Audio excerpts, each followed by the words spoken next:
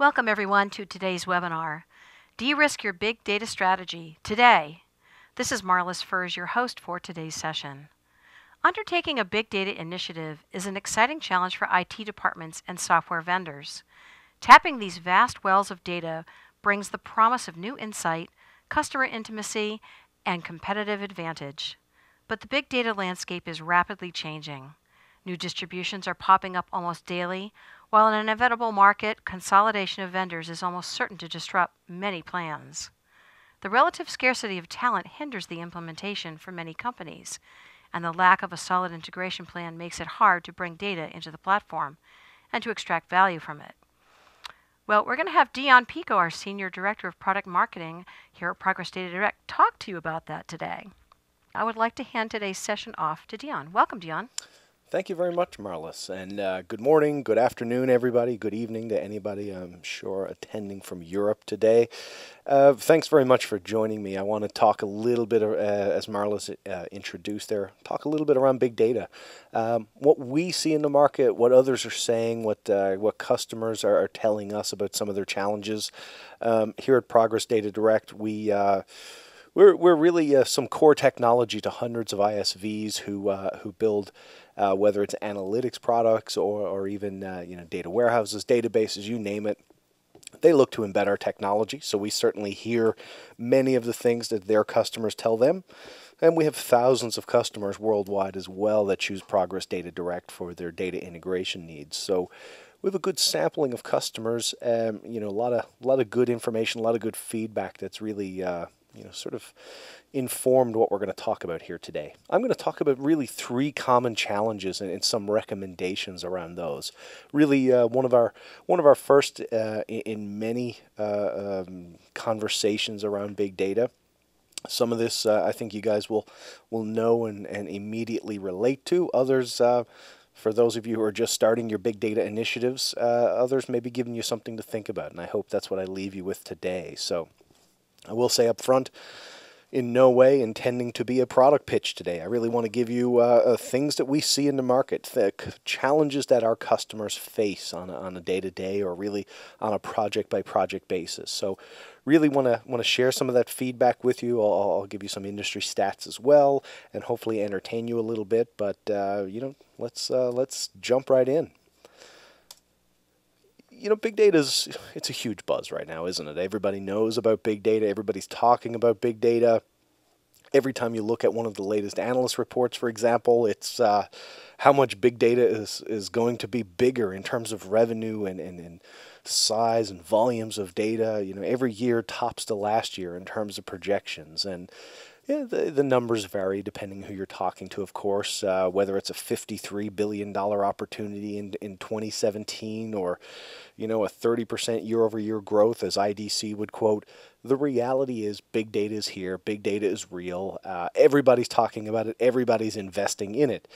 And that creates a lot of challenges in and of itself, and we'll talk about that in a second. But, there's really no question that big data and everything that it attempts to solve is not only a clear problem and a clear challenge to many users, but it's a top of mind concern. And it's important that we all as vendors or even as enterprise companies, depending on where you're attending from, it's important that we understand what's going on out there. And so the reality is it's a huge market. It has a lot of buzz, and we want to stay on top of it, don't we? So you start to look around. You look at some of the analysts. This is a Gartner chart, of course. I think everybody's familiar with the Gartner hype cycles. This one, of course, I thought was very interesting. I want you to take a close look here. According to Gartner, and this is from their July 2013 report, they have big data right now at the peak of inflated expectations. No question, there's so much buzz, as I've talked about already, so much buzz that I in no way question this. But take a look at some of the other items here. Let's start at the far right. Predictive analytics, right now hitting the plateau of productivity. Very few predictive analytics projects I've seen that don't at least have some tie to big data, usually around building the models that are required to feed into these predictive engines. Speech recognition, location intelligence, customer telematics, all really speak to big data in many ways. You could start on the left. Let's take a look on the left. Things like Well, I don't know, something near and dear to my heart, having been involved in a lot of 3D applications, 3D engines back in the day, volumetric and holographic displays. Thinking about just for those of you maybe familiar with something like Minecraft and the storage of voxels, the just the incredible amount of storage you need when you model things in pure sort of 3D pixel space as an example. So volumetric displays, holographic displays require huge amounts of data, huge amounts of memory. Prescriptive analytics, autonomous vehicles, Internet of Things, natural language question answering, you name it. You go through this entire chart, you find everything is in some form or other dependent upon big data. And so this really speaks to the first challenge that I want to talk about briefly. That first challenge being, of course, that there's a massive explosion in big data vendors. There's big data, the category, then there's big data, the implementations. And the reality is there are what I would call category vendors. Really thinking about the people, you think about Hadoop as a great example, of course. A lot of people, when they think big data, immediately think Hadoop. I disagree with that. I think Hadoop is certainly one aspect of big data, but certainly not the entire gamut of what I would call big data. But there, no question, have been, when you look at the specialized solutions, when you look at the category vendors, when you look at all of the periphery players when it comes to intelligence, whether it's BI and sort of understanding what's happened in the past, to predictive analytics and what's going to happen in the future, to autonomous modeling, to, again, visualization, storage, processing, you name it. Huge explosion of big data vendors today. Some of them can really solve your problems, the problems that you face today. Others, you really got to think about, how am I going to apply this in the future? Where do I ultimately want to end up in big data? And what this has really done is create an uncertainty for customers. If you're a vendor in this space, as we are here at Progress DataDirect, or if you're a Cloudera, Impala, or somebody from MongoDB is a great example, you're familiar with this space. You understand the challenges because you're deeply involved in what's happening here. But if you're an enterprise customer, what you see is really thousands of companies really proclaiming to be or proclaiming to solve some aspect of big data. And it creates a huge uncertainty for customers. What is the right solution for me?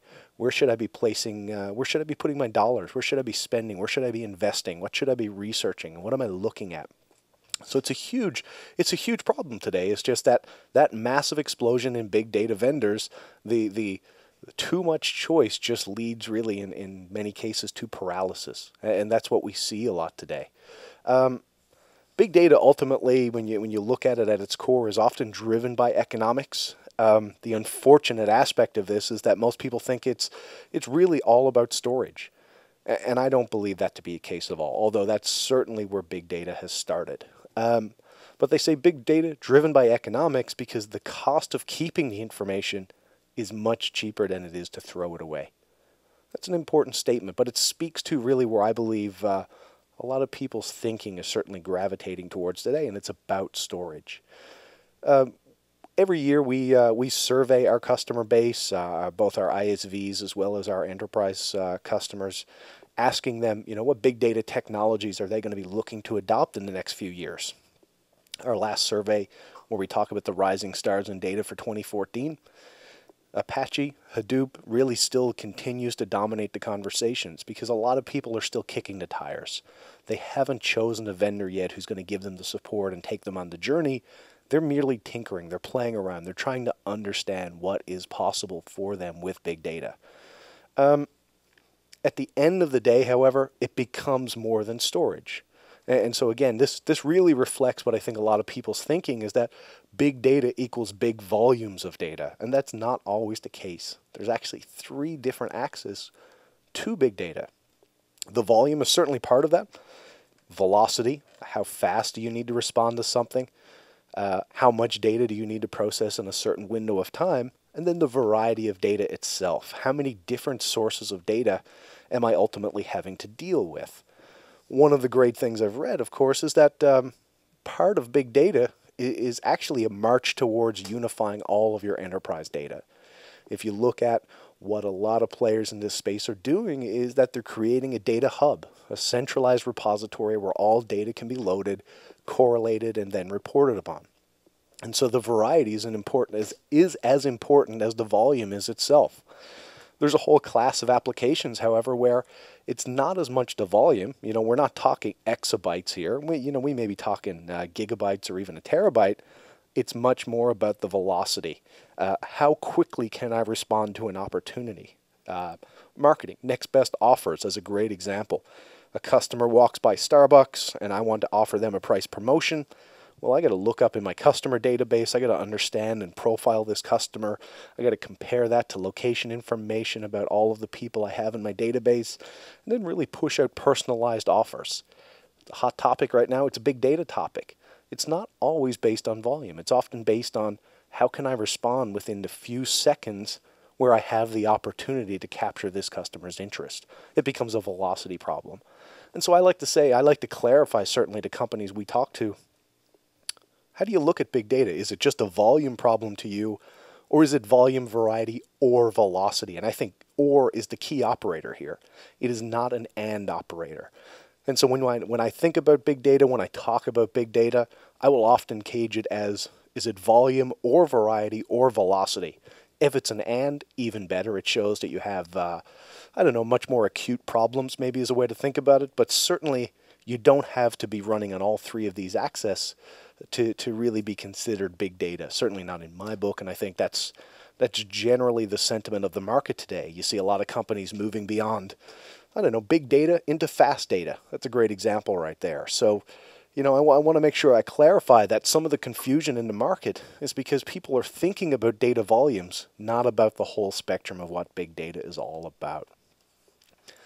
So when I think about big data, when I think about what recommendations I make to customers, the first thing I tell them is that you have to really understand what it is you're trying to solve.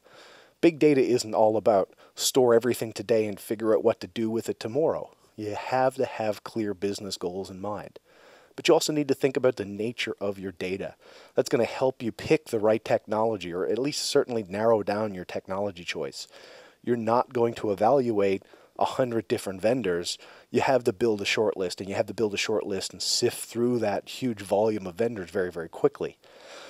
And so I would tell them things like, or ask them certainly questions like, what are you trying to solve? Are you looking at things that are really more read-only in nature, or are you looking to also store and read this information? Help me understand what it is you're trying to do with that data.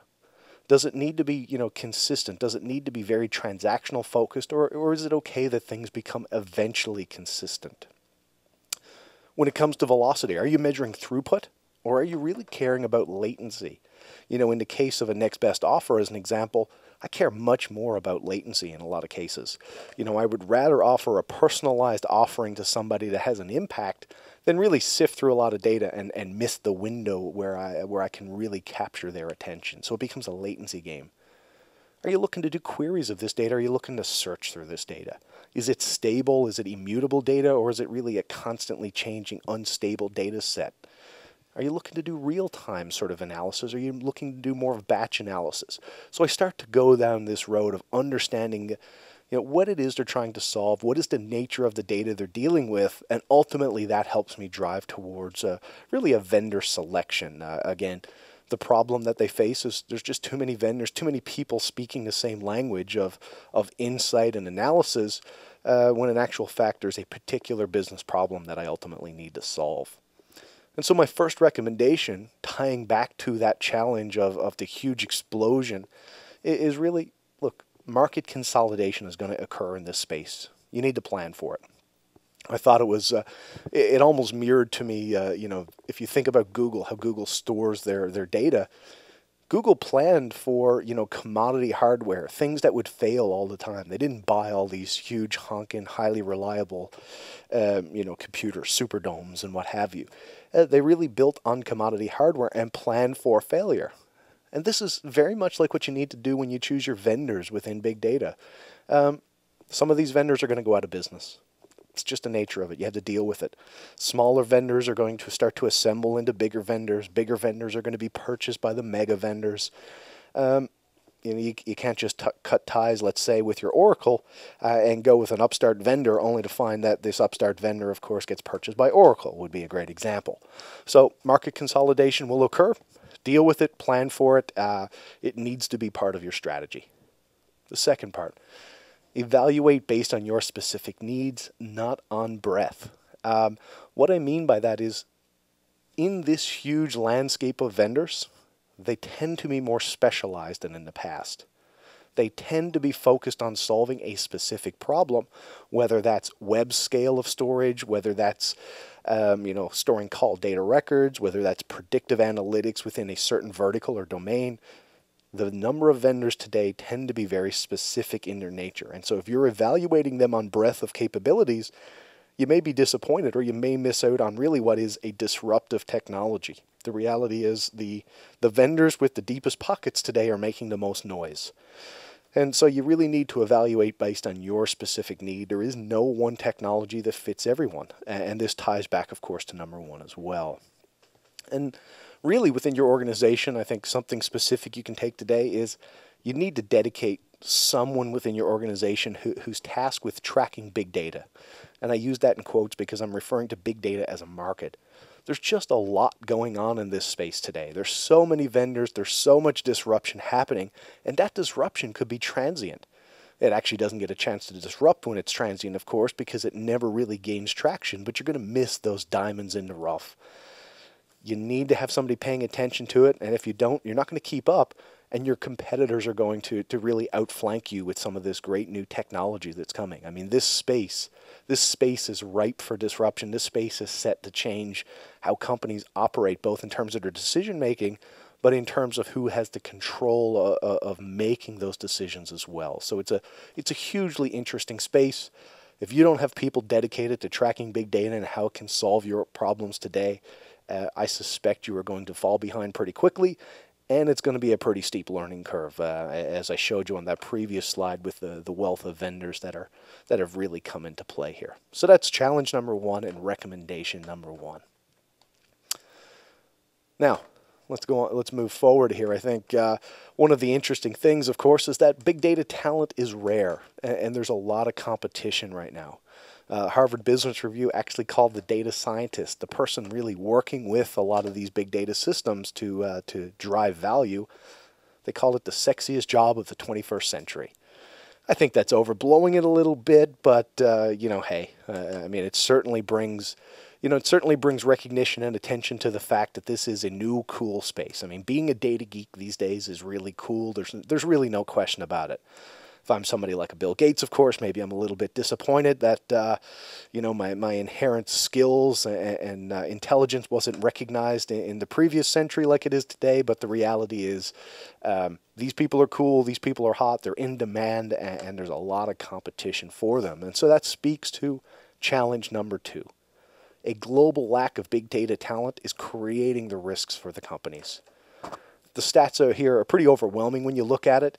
One of the forecasts is that really by 2018, even in the U.S. alone, we could be facing a shortage of nearly 200,000 workers. So demand is going to far exceed supply for people who can really deal with, or people who really possess this deep analytical talent.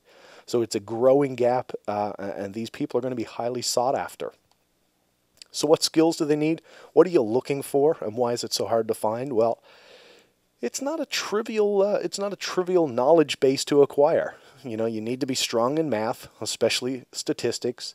You need to be capable of working with large databases and emerging database technologies. You had to be willing to be an early adopter of many things and go through the pain, dealing with a lack of quality of service, weird bugs, things not working, and you having to troubleshoot everything along the way. You have to have a deep knowledge of your business, including your business processes. You have to have a deep knowledge of your customers and the products you're really offering those customers. You have knowledge in analytics and BI, complex event processing, or maybe rule management systems. You probably have to know a little, at least, about data integration, maybe some computer science on the back of that. On top of all that analytical knowledge, you need to be able to distill those facts into a story. You need to be able to communicate with the business owners, make recommendations, and do it in a way that's compelling. You need the ability to choose what is the right problem we're going to solve with big data. What are we looking for, and what are we going to follow through to the end? You need a strong business acumen. I can go on and on. So why is there a shortage of big data talent? Well, because almost each one of these things in and of themselves is quite difficult. Combining all those into a single role, that's a huge challenge. There is a very long window to ramp up somebody with this broad set of skills who can really be competent in terms of also communicating it to the business. And so it's a very broad and very deep role, and really requires a special, really a special brain, really somebody special who can be really, really strong at this. That's the reality today. Early technologies, really a lot of running on your own, and a lot of self-starter kind of behavior is what's required here. So to really cross that chasm between the early adopters and the people kicking the tires on big data, and really the huge big data success stories, talent is needed. As a matter of fact, the talent gap right now in big data is actually considered one of the biggest obstacles to crossing that chasm today. You can see here from Ventana Research, one of the recent surveys they did when they asked companies about their obstacles towards big data analytics. And staffing, number one, training, number two. So I don't have the people right now who I can hire, and I don't have the programs in place to train up the people I need.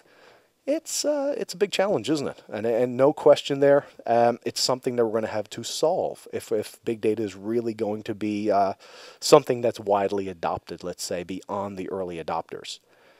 The second part, though, however, is that it's not just about building up big data professionals. It's about making sure that the management has the buy-in. And they can really only have that buy-in if they understand what the objectives are, what we're trying to achieve with big data. And so that management buy-in, that's going to be critical, especially when we see the category of big data start to enter that trough of disillusionment, which is inevitable, of course. Everything goes through these inflated expectations followed by a trough of disillusionment. And so once we get there, when people start questioning what we can get from big data, if the managers aren't there to defend it, if the managers aren't there to articulate why we're doing the things we're doing, you're going to find a lot of projects canceled and a lot of insight no longer gained. So, again, this is a survey of really a number of management professionals across many companies in the U.S. And you can see that very few of them really understand the concepts and the power of what big data can bring. They don't really understand the business impact of it, of either big data or the analytics side, and even worse, they don't really appreciate the skill set. We've said the big data skill set is broad and deep.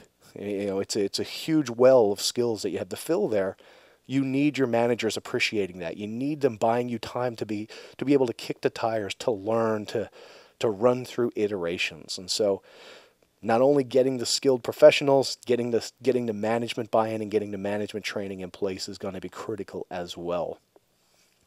I would propose really a training curriculum or a training strategy that really takes advantage of the fact that everybody within your organization needs some basic training, and then there's a very few people who are going to be specialized in general. And so that course will really take you from introductory level material that I believe everybody in an organization should understand and appreciate. So this is basic concepts such as what are the various different organizational roles behind big data, some vertical examples we can call upon when we tell those stories, ROI studies, you name it. It's that introduction material. You're going to progress into the project management side of this. How would we actually deploy and run a big data project successfully? What are the key roles? What is the life cycle? How do we measure ourselves? What are some of the key KPIs? This is absolutely critical for managers and the implementation team. Unlike the first introduction that I said would be required by all, we're now starting to specialize here. So the management and the implementation team certainly need to understand how they're going to operate together. Then you have to think about that operational setup. How do I really operationalize that big data project? How do I collect and start to at least store my data? Again, your managers and your implementation team, particularly on the infrastructure side, really need to take part and really understand these concepts. You're going to move into the value extraction phase where I'm using my BI tools and visualizations, data cleansing tools, statistical modeling, you name it. I'm going to now start extracting data from this huge volume or wide variety of data that I've started to accumulate. And this is where your data scientists and your business analysts require that training. And then finally into your advanced techniques, where you're starting to do things that I would say are still not common in the market. Text, audio, video analysis, association rules, decision trees, all of these new concepts and the things that really don't have a lot of, in many cases, strong technology yet behind them. This is where you start to get more into your research team, maybe your CTO office, your labs. This is where people need to do a lot of prototyping and kicking the tires still.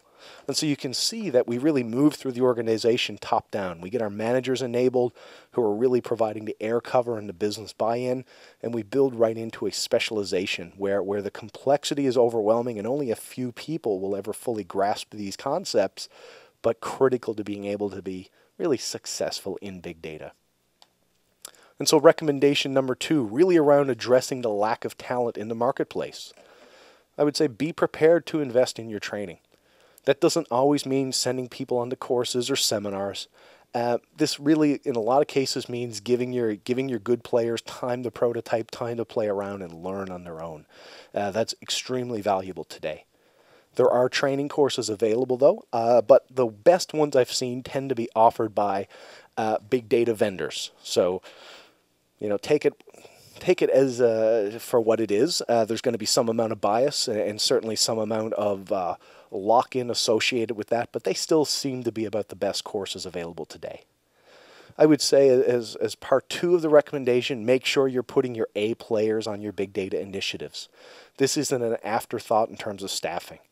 You need your A players' problem-solving skills and their breadth of knowledge and experience to be able to be successful with big data. Big data is still extremely technical. And number 3, huge competition, huge demand for these resources. Retention is critical. There's a long ramp to enablement. If you lose some key resources, you're not going to backfill them in a week or a month. This is a long ramp-up cycle between learning your business and potentially acquiring some new skills and understanding new technologies. These resources are valuable. You can't lose them. And so this puts HR in the middle of your big data strategy. You also need to make sure that your managers understand it as well. They need to appreciate the employee challenges and making sure that they're working to retain their customers, employees. Because as you know, really 90% of people quit because of their manager, not because of the company. And so it's critical that you enable your managers here as well. And so challenge number 3, the third one that we really see a lot, really getting data in and out of the platform. A surprising fact here from Baseline, the data is money. A 10% increase in data accessibility translates into an additional $65 million in net income for a typical Fortune 1000 company. So huge value, great ROI. Interesting facts as well, though, is that 96% of all the big data that people are still trying to consume and make use of today is still behind the firewall. And really less than 1% of all of their data is being analyzed at this point. And so getting the data into the platform, getting the data out and making use of it is still a major concern today. You can imagine, and again, when I speak big data, I'm speaking very broadly, so I'm speaking not only of the Hadoop, the Pivotals, the Clouderas, the Mongos, Cassandras, you name it. You may use not just one of these, but many of these, very fit for purpose. How am I getting my internal database information into this platform? Well, I'm probably using a JDBC interface. If I'm using Hadoop, JDBC is very common. And so I'm probably hooking my database and its driver up to Hadoop via that JDBC. Well, what about my cloud applications? What about Salesforce and Marketo and NetSuite, all of which really have proprietary REST APIs? In a lot of cases with big data, there isn't a seamless way to start importing that data into the system. It requires custom integration work or really a lot of custom coding behind it as well. What about my social data, which again often is exposed with just RESTful interfaces? My support data, which may come in terms of text logs or voice chats and different formats like that. my tick data, my Internet of Things, my sensor data. How am I getting all of that into the platform when I have a wide variety of interfaces that they support, most often those being proprietary? And then I want to get the data out of that platform. I want to get it into my BI tools, my predictive analytics tools, and to my AI engines. How am I doing that today? Because they each support different interfaces as well. It creates a huge challenge for people. Integration is fundamental. It's a fundamental component, and it's really level zero on what I call the maturity model for big data adoption. And so this is my model. Everybody's different slightly, of course, but this is sort of my view of the world, is that every big data project often starts with collecting data. Capturing everything for the future seems to be the motto today. Making sure I can store it. Can I scale and hold everything? Do I have enough servers? Do I have to move to the cloud? But I have to think about my storage. And then I need to start correlating this data. I need to, relating my marketing data to my CRM data, to my data warehouse data, bringing in all of these other forms of unstructured data to correlate with that as well. Moving that into the analyze phase, the analysis phase, where I'm now starting to take all of these different forms of data, hopefully have cleaned them appropriately, and now starting to drive insight, measuring what's happened in the past.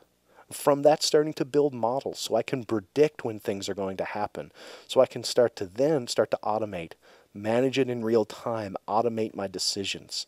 If you trace this maturity model for big data, what you'll find is that you're going to use at least 6 differing technologies. Certainly today, no one technology covers this breadth of capabilities. So you're going to have integration components really at the outset.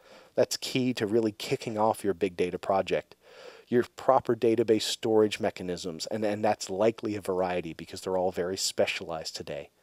You're going to start correlating it. You're going to use, whether it's more data integration kind of capabilities do some of this, but more often things like complex event processing to be able to correlate this data.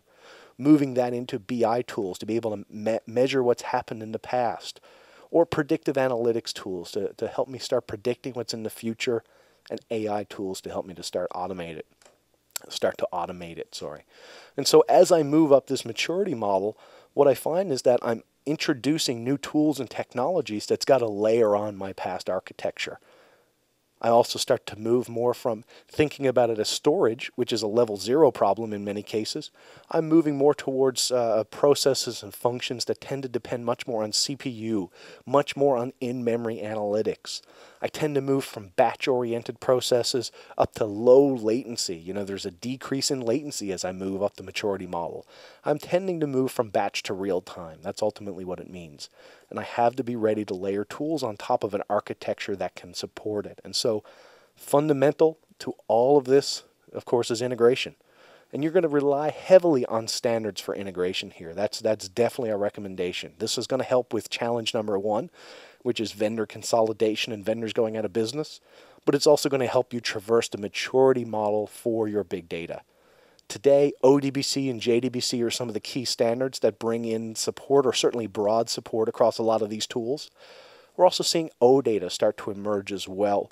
OData being more of a REST and JSON-oriented protocol, but a new standard, a new protocol for dealing with data from a mobile and a web perspective. Today, you're likely focused on storage. Most of the buzz around big data is storage. But remember, tomorrow or at some point in the future, it's going to be about latency. You want to start moving towards real time. That's the end game here. So architecting for performance, making sure that your underlying platform and your integrations can scale both in terms of throughput and latency is going to be critical. That's what's going to help you move from batch more towards real-time big data. And again, I've said this already, be very clear in your goals. Are you looking to do something like replace your data warehouse, or are you just storing for the future, maybe building up more towards predictive modeling? These are going to be fundamental building blocks and questions you need to ask as you start to build out that integration, that foundation for your big data strategy. So those are really the three major things that I'm seeing today in big data. It's certainly still a nascent market for a lot of companies.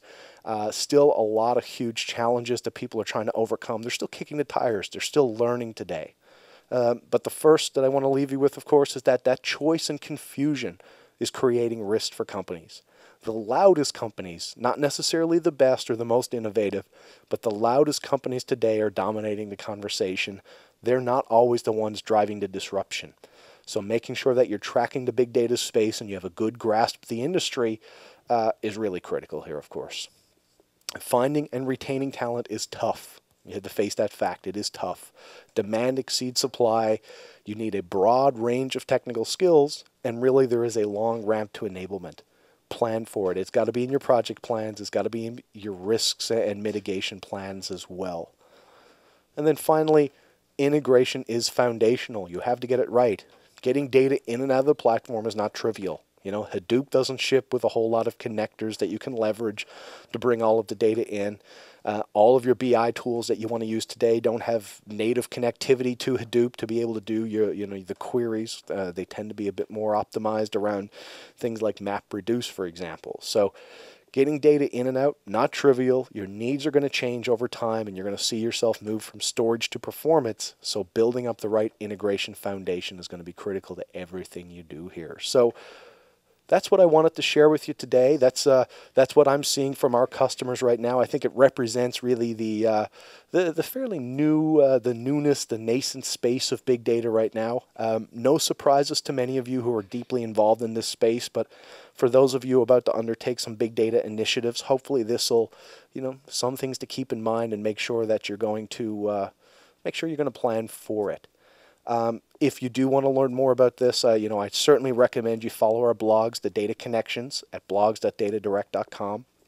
We cover a wide variety of both big data and other topics pertaining to data integration in general. You could follow us on Twitter at datadirect_news, or find us on the web at progress.com under our DataDirect brand, which is really the brand for all things data here at Progress. So that's what I wanted to share with you today. I wanted to thank everybody for joining me, of course. Again, short and sweet. Hopefully you've learned some things here as well. I know we have a few questions in the chat window. I'd encourage you all, if you have questions, to enter them in the chat window, and I will start to run through a few of them really quickly. So the first one, will a copy of this PowerPoint presentation be provided after this webinar is complete? Certainly, we'll make sure we follow up with everybody, providing you a copy of the PowerPoint as well as a link to the recording. I had another question. What are the highly used big data softwares used currently across industries, and what kind of business problems are addressed? Well, that's a broad topic. You see a lot of right now I see a lot of companies looking to deprecate their traditional data warehousing technologies with something that's far more scalable and elastic. I don't know if that's the majority of use cases, but it's certainly a repeating pattern I've seen over and over. That's pretty generic in nature. But you're seeing things like single view of customer coming into play. How do I track everything my customer has done, and whether it's helping my account reps or helping me drive, better customer intimacy? Single view of customer is certainly at play there. I think the Internet of Things in general, I'm a firm believer that the future is not about, things like checking in or like a Foursquare model, but it's about sensors. The world will be filled with sensors, and things will automatically react to our presence. And the whole sensor network, of course, really needs to be powered on the back end by big data. And so the move towards Internet of Things, I believe, is in large part going to depend pretty significantly on big data as well. Within marketing, you see things like next best offer, largely tied to in-memory processing, complex event processing. That's certainly a big play as well. I could go on and on, of course. There's a huge number of use cases here. I've spoken to companies who are looking to store all of the readings from their utility meters. I spoke to one company recently that had, I believe, 50 billion transactions per year stored in Cassandra, as an example. So that's all for utility and power metering. Huge amount of use cases for big data. I can't cover them all here. I'd certainly encourage you to Google it, and you'll find many, of course. Which industry is going to adapt most? I don't know that there's an industry in particular that will adapt the most. Obviously, right now, tech-savvy companies are adopting big data the most. Whether it's, NASA, the Large Hadron Collider. You get all of these kind of use cases coming into place certainly right now because they're challenged with massive volumes of data. You see marketing organizations in general looking towards big data to really help them with their marketing to different customers, especially on the web. So, again, I'm going to be a bit cagey here and say I really don't know, but I see most industries really looking at it. You have your laggards, insurance industries generally will lag a bit further behind in some of this, although I imagine many actuarians will be certainly leveraging big data when they build up their statistical models as well. So it's going to be a wide variety. I can't really predict which industry is going to adapt the most, other than big data is going to really transform many, many different industries and bring a lot of disruption and a lot of great insight as well. Marlis, did we have any other questions today? That is everything for today. Excellent. Well, again, you certainly know where to follow us and where to find more.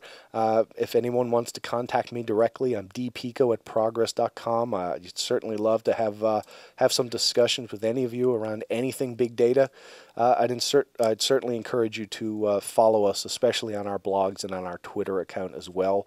And we'll be doing many more webinars on various topics regarding data and big data. So stay tuned for more as well. But to everybody who joined me today, thank you very much. Have a great morning, afternoon, or evening, depending on where you're located. And hopefully I'll see you at a great conference coming up soon. Feel free to come by and grab me and we'll chat. Thank you very much.